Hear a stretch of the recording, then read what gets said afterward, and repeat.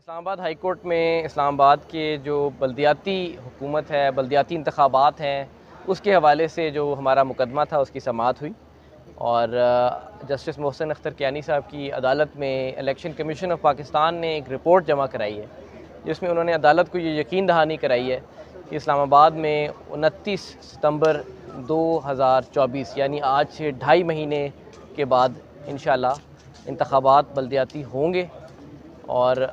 जो मकामी जमहूरियत का सिलसिला पिछले 4 साल से ज़ेर इल्तवा है वो बिलाखिर इंशाअल्लाह हो जाएगा। इलेक्शन कमीशन ने अदालत को ये यकीन दहानी कराई है और उन्होंने ये कहा है कि इस हवाले से जो एक बड़ी रुकावट थी नई ताज़ा हल्का बंदियाँ वो अगले 2 हफ़्ते के अंदर अंदर मुकम्मल हो जाएंगी। उन्होंने डेट्स दी हैं कि जुलाई की 23 से पहले पहले जो है यानी आज से 2 हफ़्ते के अंदर अंदर हल्का बंदियों का जो सिलसिला है ताज़ा हल्का बंदियाँ वो मुकम्मल हो जाएंगी। 125 यूनियन काउंसिल्स की बुनियाद पे सितंबर में इलेक्शंस करवाए जाएंगे। ये इलेक्शन कमीशन ने आज अदालत को यकीन दहानी कराई है, जो कि मैं समझता हूँ कि हमारे इस्लामाबाद के तमाम लोगों के लिए,